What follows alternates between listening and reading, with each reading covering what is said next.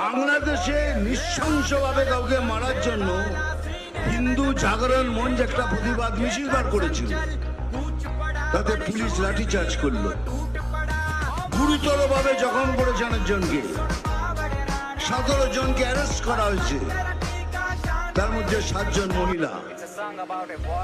ভাবতে পারছেন বাংলাদেশে হয়েছে, প্রতিবাদ করছে এখানে, সেটা করতে পারবেন না। তারপরে সোজা ভাষায় এই সরকার বলে দিচ্ছে যা ইচ্ছে তাই করুন, আমরা বাংলাদেশের পক্ষে, আমরা যেভাবেই হোক এই পশ্চিম বাংলাকে ওয়েস্ট বাংলাদেশ করে ছাড়বো। তাহলে আপনারাও শুনে রাখুন, এই শরীরে যতদিন এক ফোঁটা রক্ত থাকবে, कोई माई का लाल ये नहीं करता।